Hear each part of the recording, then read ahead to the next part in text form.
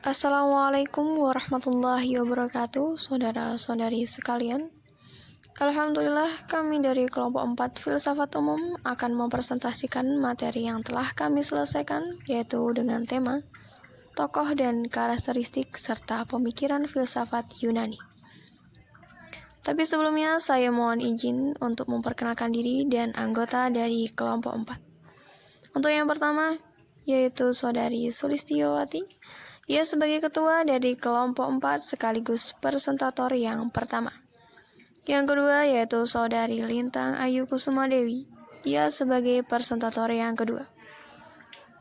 Dan yang ketiga adalah saya sendiri, yaitu Amatullah Askafadiyah Haya Nuril Alami, sebagai moderator sekaligus presentator yang ketiga yang akan mengalur jalannya acara presentasi dari kelompok 4. Dan yang keempat yaitu saudari Nailah Salsabila Fitri, ia sebagai presentator yang kelima. Baik, agar acara presentasi ini berjalan dengan baik dan lancar serta penuh berkah, mari kita buka acara presentasi ini dengan bacaan basmalah. Bismillahirrahmanirrahim.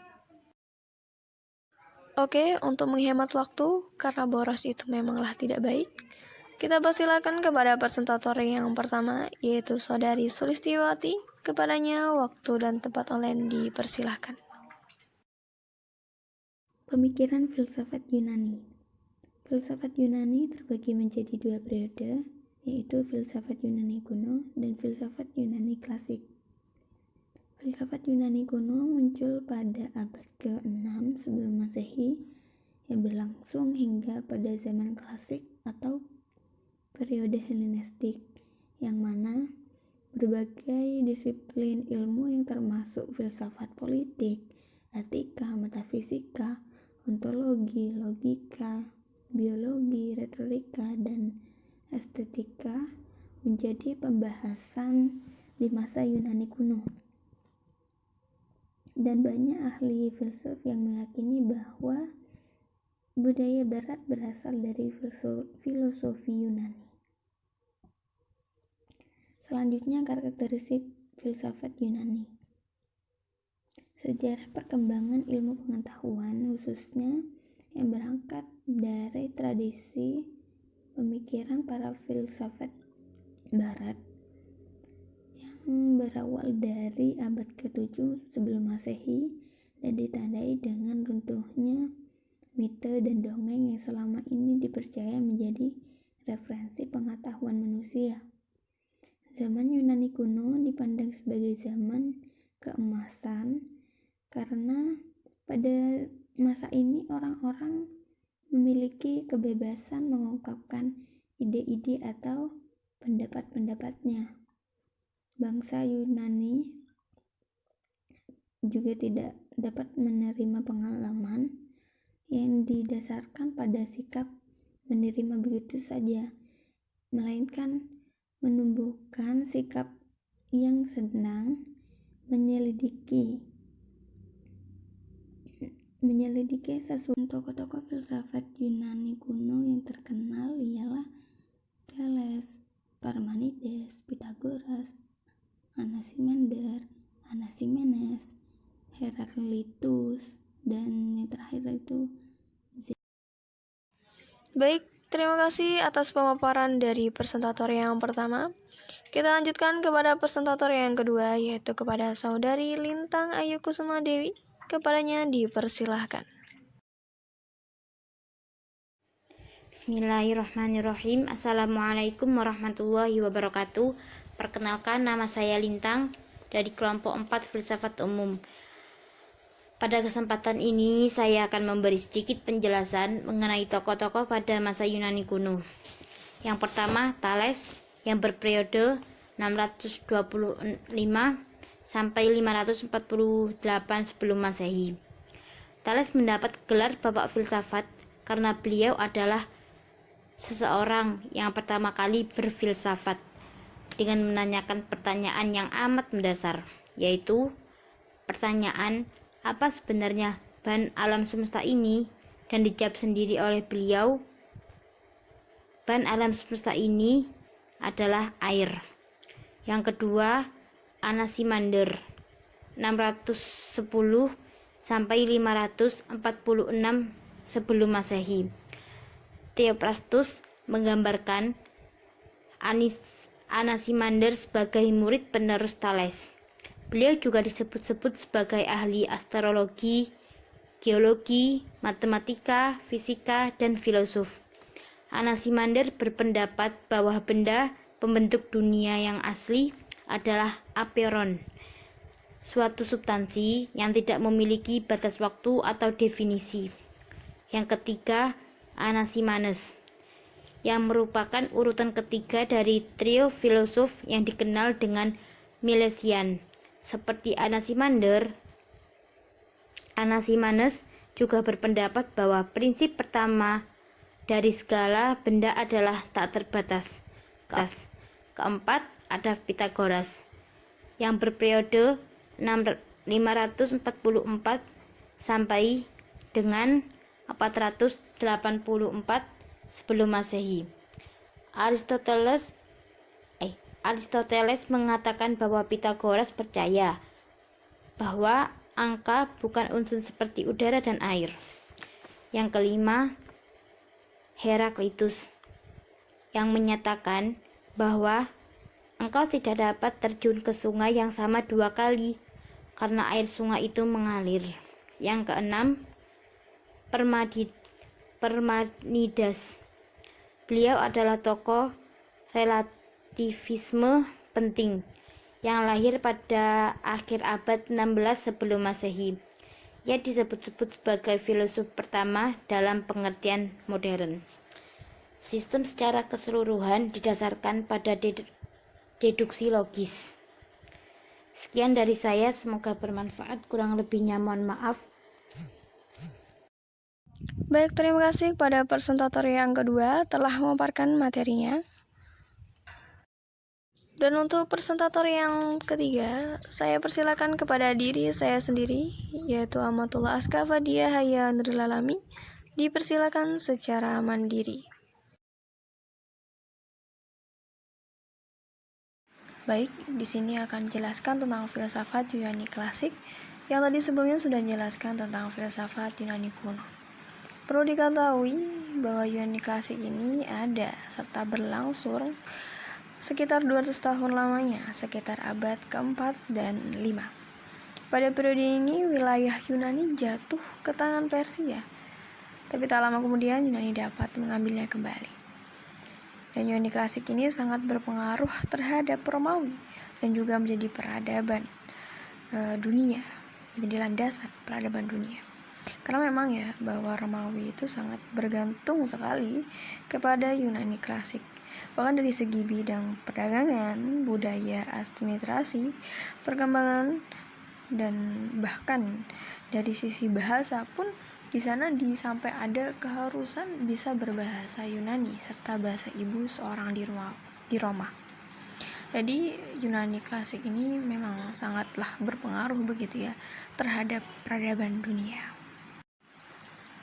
Dan di filsafat Yunani ini dimulai ya pada era dimana Thales yang mana beliau tuh orang yang pertama kali mengenal ilmu filsafat.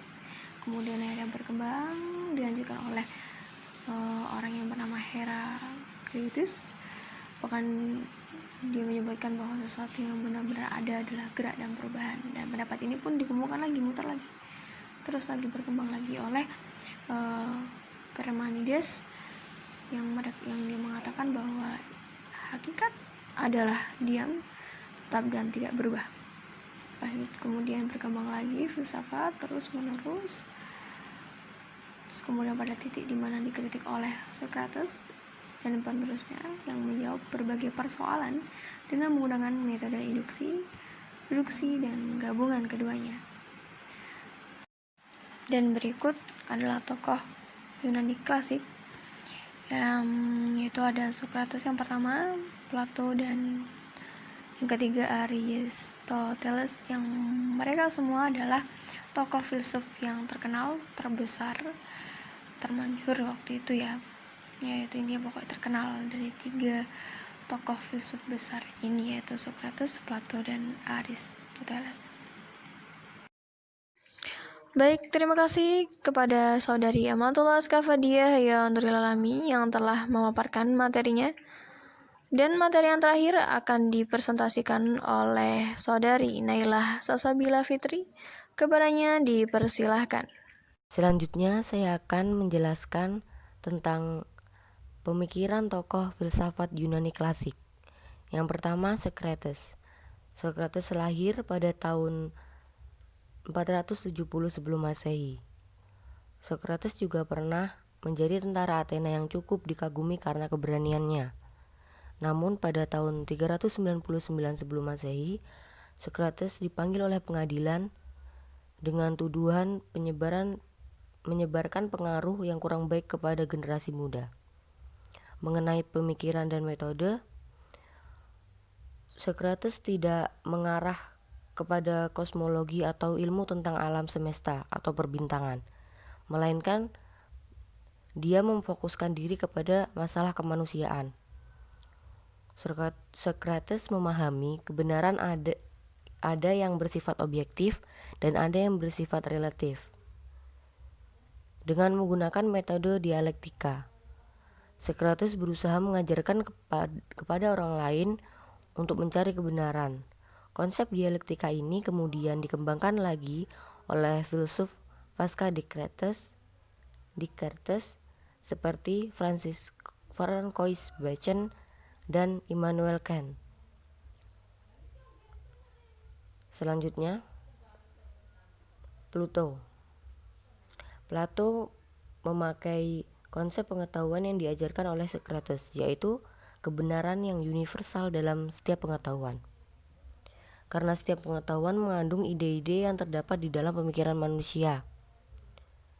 Konsep ini kemudian dikembangkan oleh filsuf abad pertengahan. Kemudian, teori tentang etika. Plato menjelaskan tujuan hidup adalah mencapai kesenangan.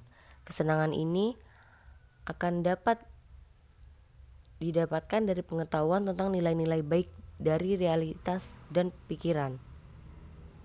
Ide tentang kebaikan akan mengarahkan manusia kepada kebaikan itu sendiri. Kemudian teori tentang negara. Menurut Plato, manusia adalah makhluk sosial yang saling terkait antara satu dengan yang lainnya. Intinya manusia tidak bisa hidup individu atau tetap membutuhkan orang lain. Kemudian Aristoteles. Teori pengetahuan Aristoteles dibagi menjadi 3 bagian. Yang pertama, pengetahuan praktis, produktif, dan teoritis.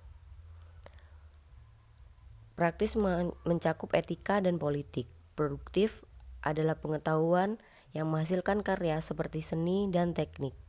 Dan teoritis adalah ilmu pengetahuan alam yang meliputi fisika, matematika, dan filsafat. Kemudian teori tentang metafisika.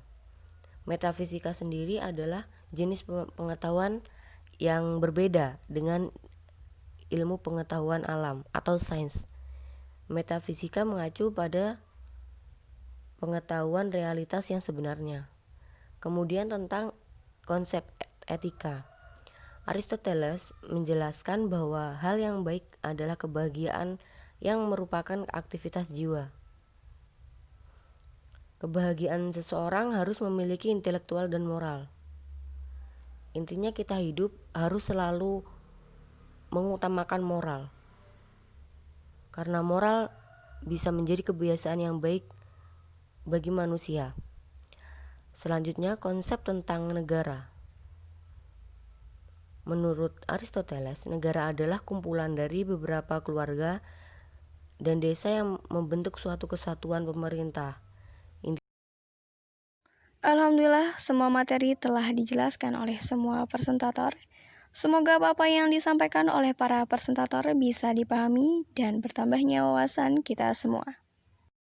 Saya ucapkan terima kasih kepada semua pihak yang bersangkutan, serta saya ucapkan mohon maaf sekali dan mewakili para presentator atas kurangnya dalam mempresentasi, dan jika ada kata-kata yang kurang berkenan, kami ucapkan mohon maaf sekali.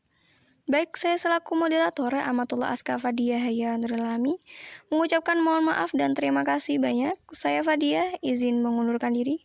Wassalamualaikum warahmatullahi wabarakatuh.